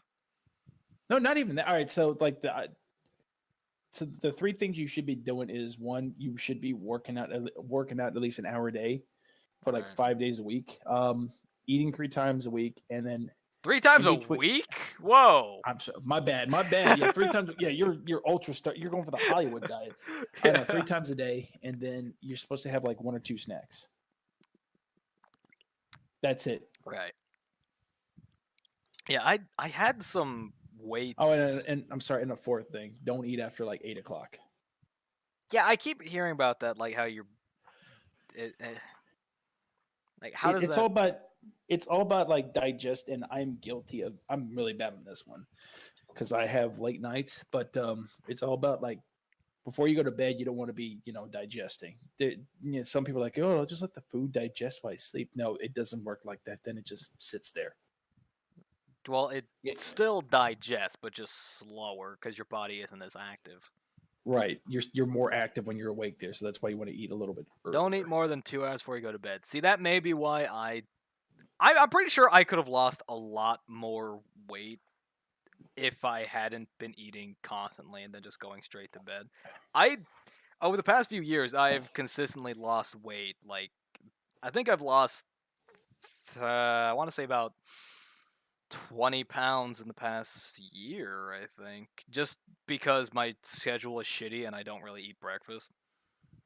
But I'm kind of glad I'm snacking at night now, or else I could have lost a lot more, and not good weight, not fat weight, but health, muscle, Well, this is the other thing I was going to get into. It also just depends on what your body is like. Yeah, everyone's metabolism is different. I guess you're the kind of person that actually needs to eat.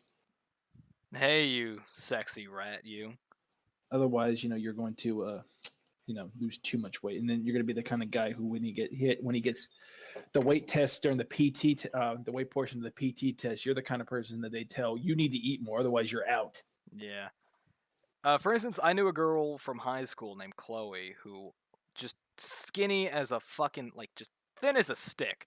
Just really small. And she was constantly gorging. Just every time I saw her, she had, like, pizza or some, like, trash food in her mouth. And she never gained a pound. She actually got kind of worried for a while because she had to put on weight. Like, she was underweight. And no matter what she ate, she just couldn't put it on. She had a incredibly overactive metabolism. That's like Clone Trooper level. Yeah. Clone Trooper or Space Marine. Yeah. I envy the fuck out of that. To have to eat the diet of 3 men or die. Yes. That's very expensive, Not really. All right. All you need with all these fucking deals with like Papa John's and shit like that, fucking eat them. You can eat that much calories in like one fucking large pizza. I guess, but don't you think you'd get tired of pizza? Well, I mean, all right, you don't have to just have pizza. And I don't think it would be like, oh, I'll just wake up in the morning, eat 5 pizzas, good to go. No, it's like wake up in the morning, eat like 2 pizzas, you're full, you head out the door, and already you're starving. I mean, I could eat my ultimate breakfast sandwich that I used to eat when I played football. What was your ultimate breakfast sandwich? I still kind of make it now, but I've altered the ingredients considerably. Scaled it down a bit. It used to be like 2 pieces of battered chicken, a lot of eggs, cheese, and then the cinnamon raisin toast. Oh fuck! I'm getting hungry. Oh, yeah, that's some good shit. That sounds like just pure unadulterated slop, and my mouth is watering. Well, you'd eat it before like the intense training camp. Yeah. So you could put on weight. Yep. Because you were gonna burn all of that during the fucking 2-a-days. I must increase my bust. The bigger, the better. The harder.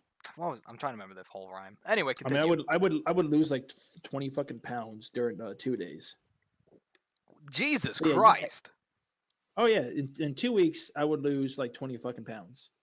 Okay, 2 days. That's horribly unhealthy. 2 weeks. That's impressive. But it's 2 still days, Jesus Christ. It's still a lot. Well, it's 2 a day, 2 practices a day. Okay, because he's. All right. I know what it sounds like, but no, it's 2 practices a day. But I mean, still for 20 pounds for linemen, that's not good. Yeah. I don't play football. I don't play sports in general. Not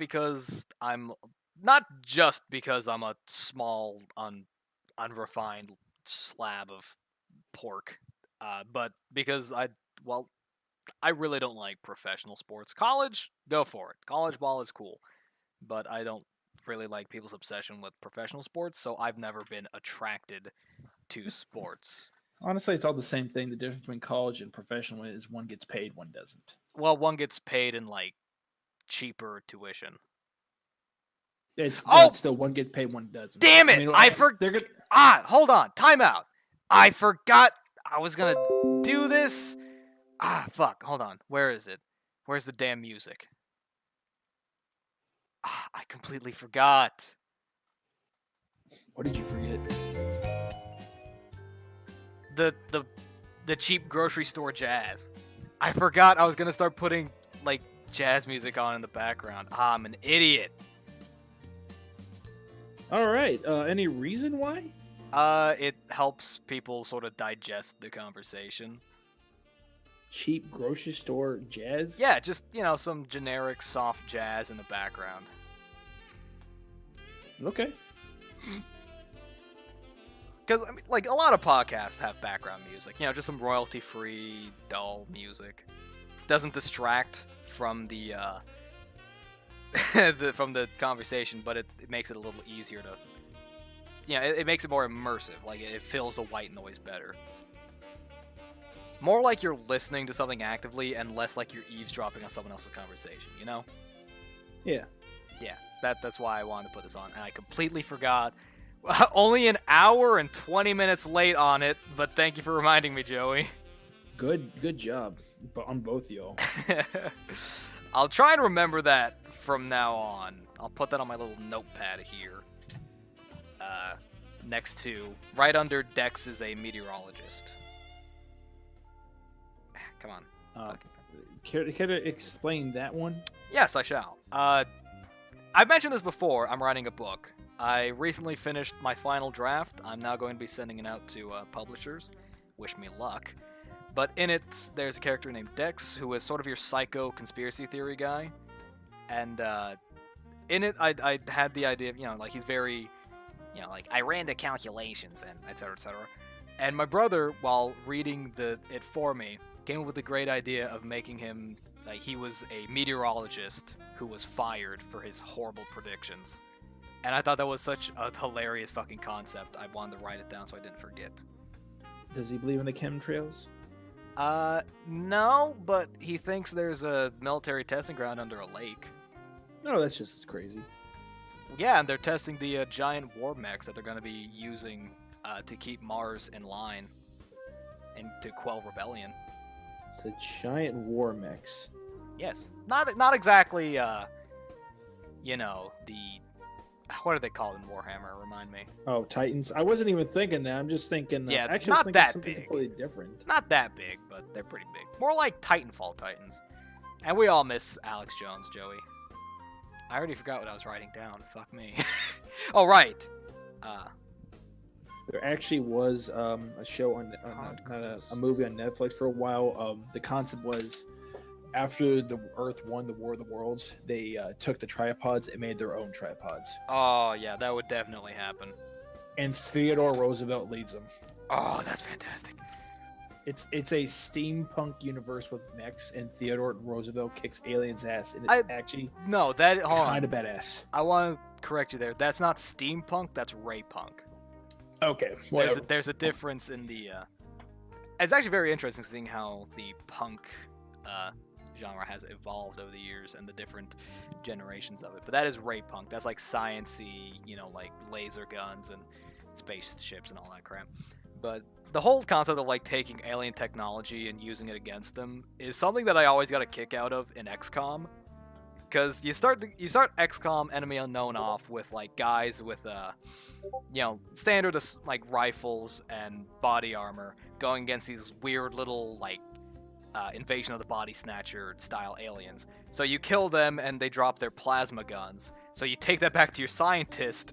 They like reverse engineer them, and next thing you know, your guys are charging into battle with fucking laser weaponry to the point where you go into combat wearing like space space material armor with jetpacks and grappling hooks, wielding like plasma cannons that can tear through giant mechs. And they have like psychic abilities. It's hilarious because the aliens are like, "Oh, look at these little humans! They're a bunch of monkeys. We'll step on them." And then we take all their we take the stick out of their hands and start beating them with it. I just love that idea. Humans still lose though. Oh yeah, because like you, basically how the game ends. Spoiler for a 4-year-old game. XCOM Enemy Unknown ends with you sending your highly trained, like your best squad in to the alien flagship to kill a bunch of the leaders of the alien forces, known as Elders. So you kill them and destroy the flagship just in time to have the cameras zoom out and show about 10,000 more flagships closing in on Earth. So it really was just a war you couldn't win. Basically, the Elders were testing us the entire time to see if we were worthy. So you destroy the flagship, big whoop. The entirety of the alien forces show up, and pretty much like the 7-hour war from Half-Life, just we immediately give up. They destroy XCOM, the few remaining survivors scatter to the wind, and the commander gets captured and is forced to lead the alien troops by having his brain plugged into a machine. I do like the idea that they use your tactical mind to help take over the Earth. You led the alien forces that enslaved mankind for the past 20 years. And it also explains why the AI in the game is kind of shit. Because they no longer have a player running them. They no longer have someone who's good at tactics. So, I like it. The XCOM is a great game. I highly recommend it.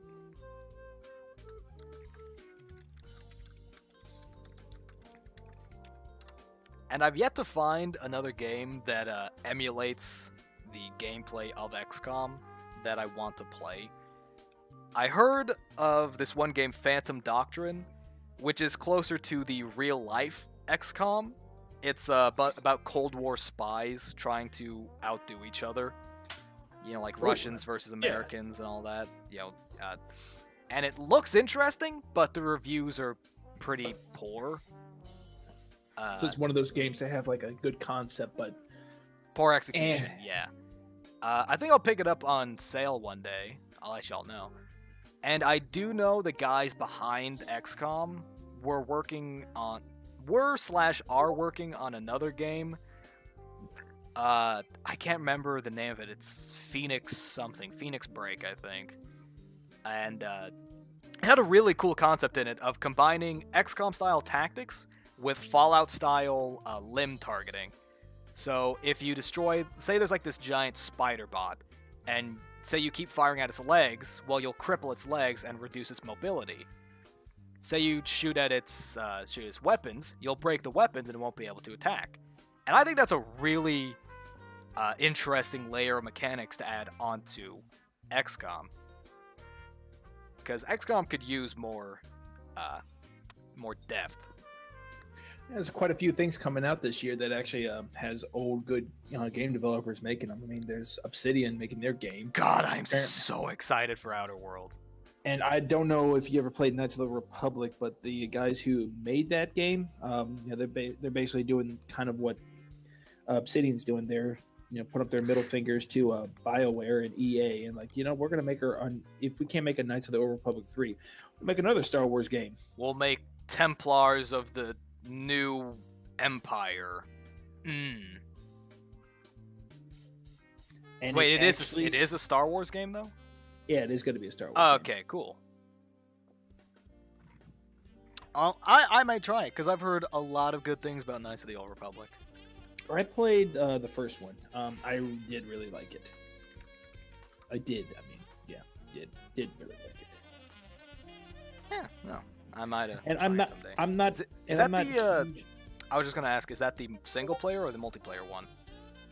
Well, I've played both of them actually. I've played the MMO a lot more, but no, the single player one, that's the one that everybody likes because of the story and all that shit, and it's actually pretty fucking good. Yeah, because I remember there was Knights of the Old Republic, and then there was the Old Republic. One was single player, one was multiplayer. I can't remember. The Old Republic is the MMO. Knights of the Old Republic 1 and 2, that's the single player. Okay, thank you for clearing that up for me.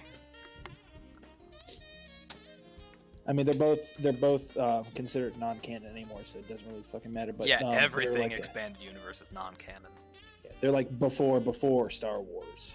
I do like how Disney's took all this work other people put in, cut them off so they can't get any more money, and then took their creations, repackaged them, and sold them so they could make their own money. That's very what's the word? Evil. Yeah. Well, even all right, fuck Disney aside here. Even though that they're considered non-canon, I think I like their lore a lot more than hell even like expanded universe Star Wars. Yeah, they're just straight up sci-fi fantasy.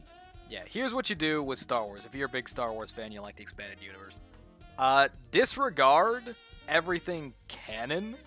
And just uphold to your own canon and the fan canon, because, why should Disney's lust for money on top of their trillions of dollars ruin your enjoyment of something?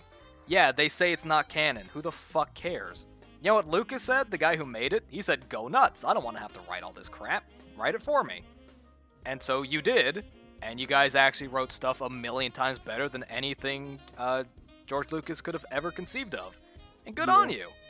I actually like some of the expanded universe stuff. It actually makes Star Wars seem interesting, unlike the movies.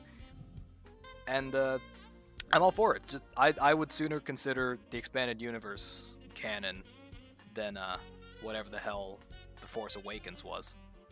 So I'm not even talking about that shit. I'm talking more about what Disney's attempting to do with the TV shows, Star Wars Rebels. Yeah. They did well. All right. In Rebels' defense, they did some things okay. Yeah, I saw the confrontation between Ahsoka and Vader. That was pretty cool. Not even that, but that was good. I'm talking about like when they introduced Grand Admiral Thrawn into the mix. Didn't see that part.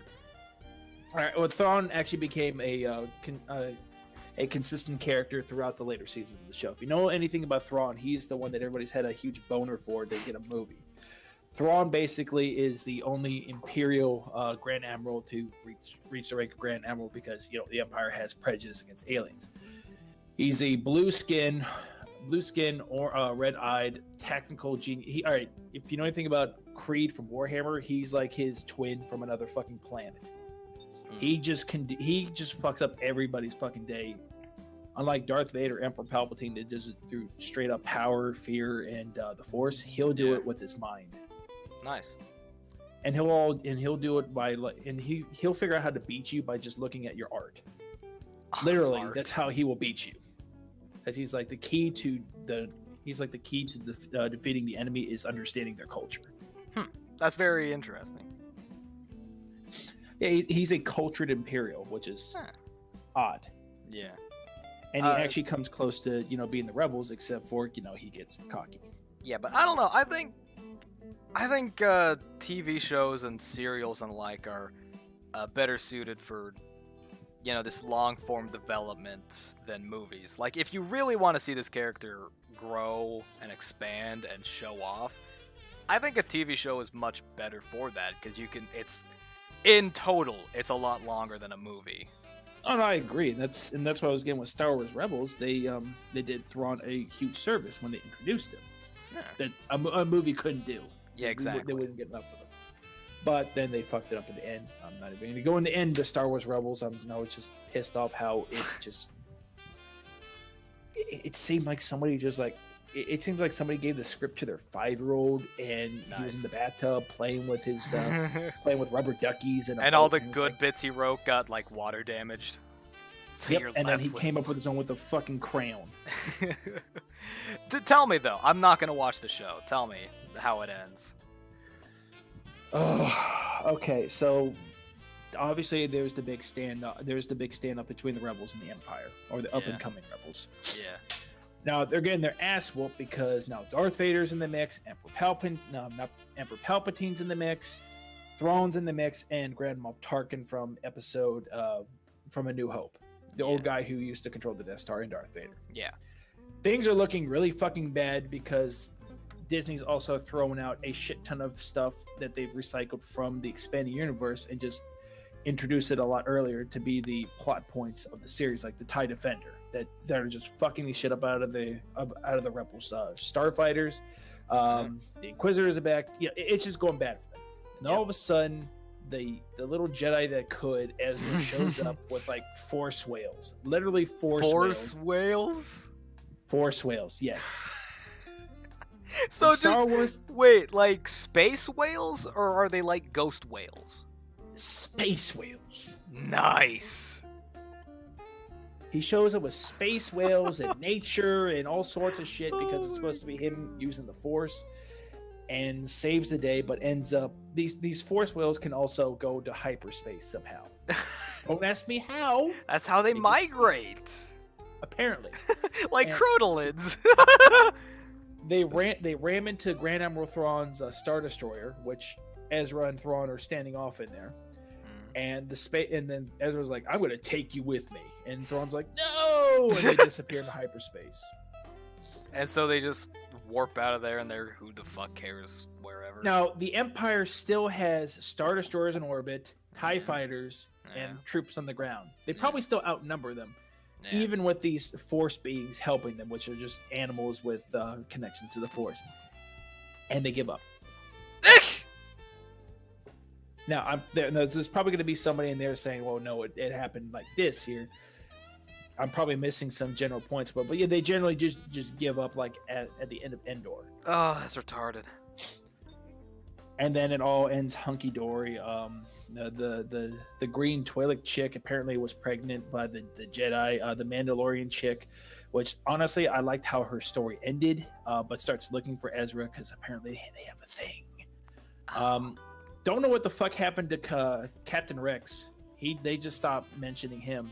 I guess if you read comics or some shit like that, he lasts to the Battle of Endor, and apparently they're saying that the bearded guy from Return of the Jedi, one of the rebels, that's actually Captain Rex, because fits the profile, beard, orange skin, it's got to be him. But yeah, it just kind of ends lackluster here. It's like Ezra takes the bad guy into space, and then he might be dead or he might be alive, still becoming a Jedi. Who knows? Also, Emperor Palpatine's still alive, though. Yeah, obviously. But they had some good moments in the series. Like there was the stand-up between Obi-Wan and Darth Maul. Yeah, that was cool. It was over in a second, but it was still a good ending. I don't know how that's gonna tie into the reveal at the end of Solo, though, that Darth Maul is running the criminal cartel. What? I guess we'll see. Yeah, but I did see Solo, and that was actually okay. Look, I think what we need to take away from this is that y'all need to take Star Wars a lot less seriously, alright?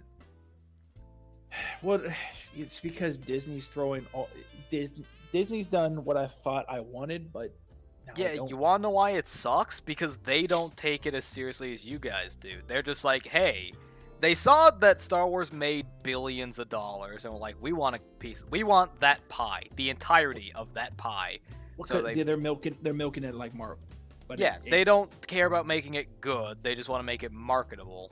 Do you see the toy on your desk? There should be a toy on your desk right now of girl stormtrooper. Where is the toy? I think I will say this for Solo. The guy who played Lando and was actually good. Oh, Donald Glover? Oh, I love him. He was good. I did like him. The story was pretty solid. I fucking love Childish Gambino. He's great.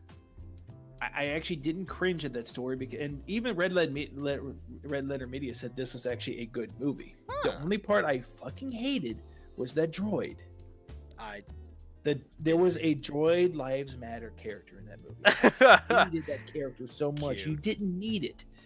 Other than that, the story even though the guy playing Solo he needs some work, but his character arc and the whole thing with Daenerys, with the actors who played Daenerys Targaryen, wasn't bad. Hell, the actress playing Daenerys Targaryen, her character was actually well written. This is the first in a long time she wasn't a Mary Sue character. Nice. Usually they are. Exactly. You usually expect, especially now, a woman Star Wars character to be Mary Sue. Yeah. No, she actually had a good paced story, and nice. I am curious to see what happens to her in a future movie. I don't know if they'll make it though. But speaking of Han Solo, please, they are going to. Please, for the love of God, everyone in Hollywood, stop hiring Harrison Ford. He doesn't want to act anymore. Stop bothering him. No, he wants to do another Indiana Jones. Does he? He does. Are you sure he'll survive it? Maybe. Didn't he break something on the Force Awakens? Maybe. I thought he got in a plane crash or some shit like that. I don't know. I remember hearing that he broke something. I don't know if it was on the set or in a plane crash. But well, he is an amateur pilot. Yeah, I know. Look, here's the thing. You can tell in an actor's performance if they're enjoying the job, like the actual work. For instance, the Street Fighter movie, horrible movie. But the guy who played Van Damme hated that. Yeah. Jean-Claude Van Damme hated it. The guy who played Zangief loved it. He loved doing it, even though he was dying of cancer on set. He loved doing the job. I can't remember if it was Zangief or Bison, but he loved acting in it, and his kids loved it. And you could tell in the energy he put into the performance. Conversely, you could tell in Jean-Claude Van Damme's performance that he really didn't want to be there, and he was just doing this to, pay off a parking ticket. Every single movie Harrison Ford has been in the past 6 years, just negative energy radiating off him like a fucking cloud. He doesn't want to act anymore. He just wants to fly helicopters. He apparently wanted to do Blade Runner though. What? Why? I don't know. Was he even in the new one? I didn't see it. Yeah, he was. I Okay. didn't see it either, but I know that was one of the big marketing point was God, I Harrison Ford is hated back. Blade Runner. The original. Like I said, I haven't seen the new one, but oh my god. The original Blade Runner is one of the worst movies I've ever seen in my entire life. It was okay. It is. I mean, the settings were cool, I guess. It set a lot of standards for, like, cyberpunk, but the story was absolutely retarded. The acting was retarded. The acting was hokey, and it was bad. It was a really, really, really bad movie.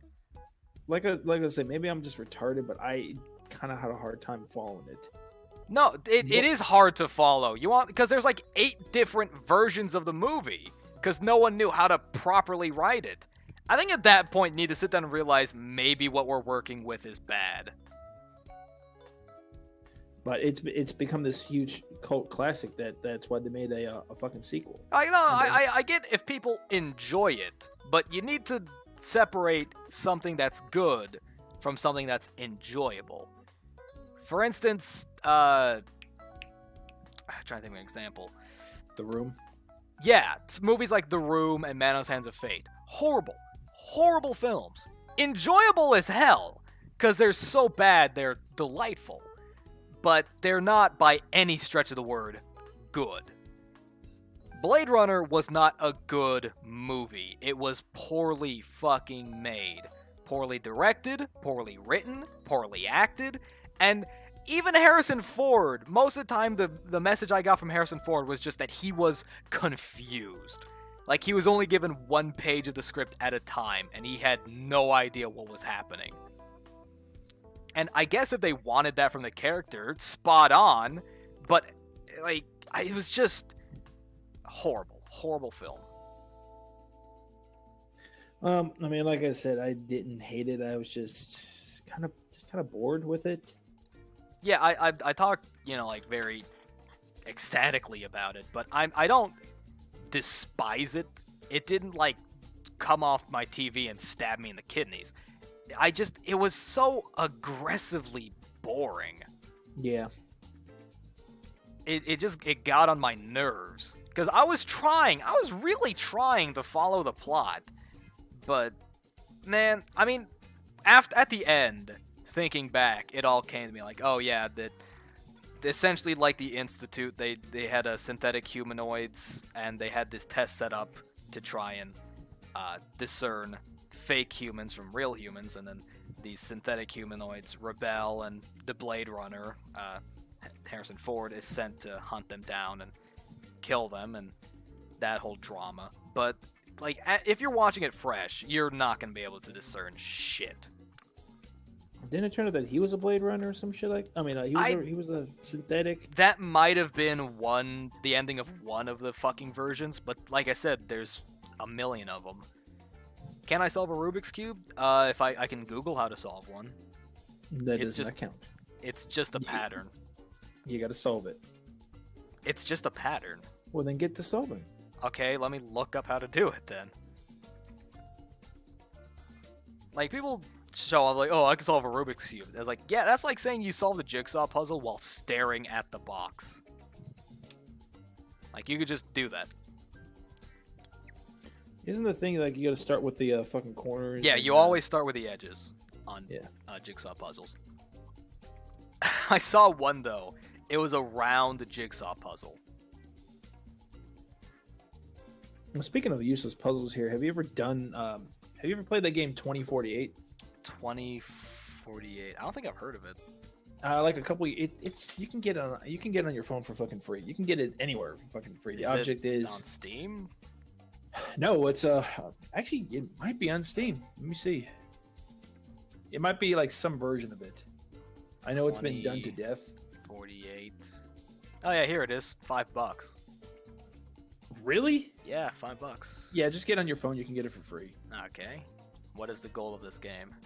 The goal is to match up numbers to what equals 2048. 2048 is a classic puzzle with the simple goal of reaching. This is the one I have on my phone that I got for free. Move your tiles around the board. $5. When 2 tiles with the same number touch, they merge into 1. Oh, okay. That seems interesting. I actually had a version that wasn't numbers, but it was like 2048 civilizations. You had to match up structures. Huh. And you went through like the Bronze Age, the Enlightenment Age, all that shit. That one was actually the neater of them. But yeah, this one, I'm not gonna pay fucking $5 to play when I can just play it for free on my phone. But it's like the Tetris of like number games. Interesting. And for the longest, like when I first started playing, I could not fucking do it. But then, after I solved it the first time, I'm like, I was just doing it all the fucking time. Yeah, I think you I got the pattern down. I think I got up to like. I think like the music ran 9,000. out. Yep, the music ran out. I'll just restart the video. And actually, I think it got as high as like 8,192. Nice. I really like brain teaser games like that. I got one. Have you ever been to a Cracker Barrel? Yes, I know. You know those little going. games? Yeah. Yep. For those of you that aren't aware, at Cracker Barrel, it's a southern sort of like what's the word? Soul food style kitchen. Not soul foods. It's like a country. It's just like a country kitchen. Yeah. It's very homey. It's like a wooden building with they got like the rocking chairs out front. They have a sort of a gift shop right in the very front of the store, and they sell really good food. And that's off topic. Point is, at every table at Cracker Barrel, they have this little game that you can play to distract yourself while they're making your food. It's this little wooden plank. It's shaped like a triangle with 9 holes in them and 8 pegs. The idea is, I'm trying to remember the rules. I have a set of it somewhere in my room right now. But for the life of me, I can't remember the rules. Here, fill for me. I'm going to see if I can find it. Oh, are you going away here? Yeah, you're going away. Damn, it always puts me in this fucking position.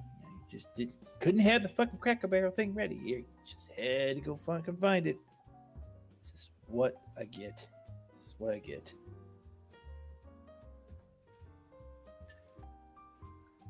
I don't know why the fuck he has it though.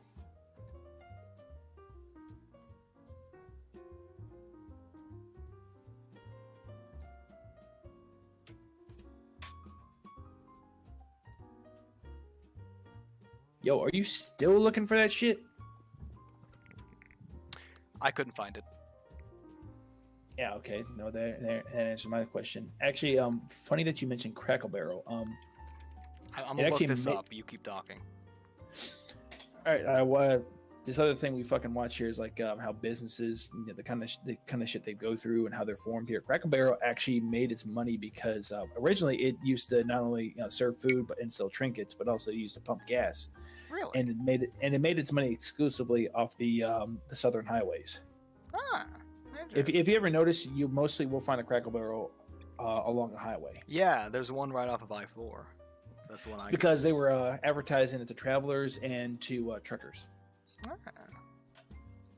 That's why even during that whole thing, I think that either it was a homophobic or a racist situation, but that's why they didn't go under, because truckers all the truckers well, I still want a good place to get something to eat. Yeah.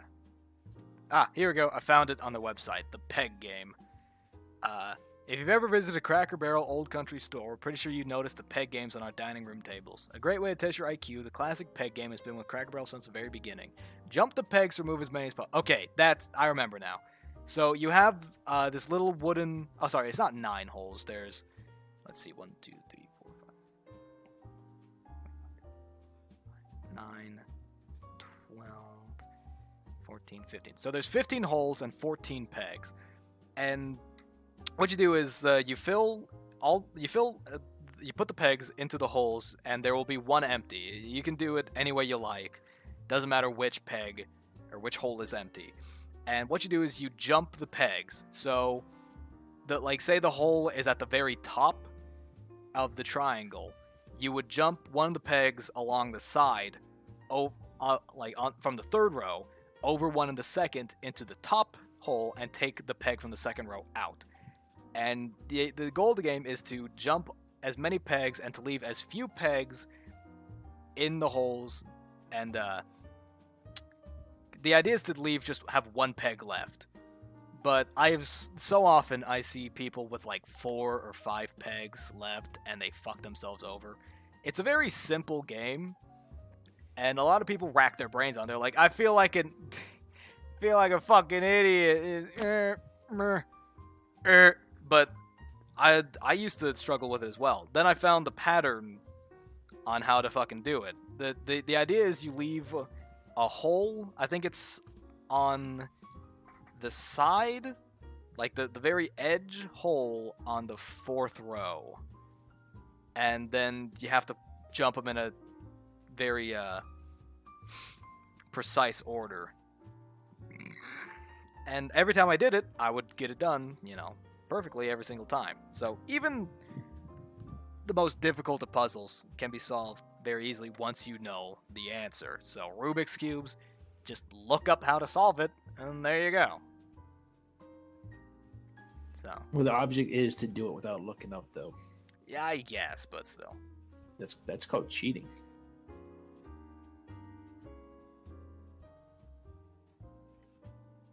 That's called cheating. Still. Supposed to cheat. I mean, if you actually want to rack your brain and figure out how to do a Rubik's Cube itself, go nuts. But if you're just doing it to show off, you're gonna look it up. And we're about 4 minutes off 2 hours, so end this with a very light and fluffy discussion. A large rat asks, "What's your opinion on designer babies?" Fuck them. Oh. Will, how do you feel? I don't know how to follow up with the pedophile rat. No, not design like Gucci baby, like a baby with a fucking Louis Vuitton handbag.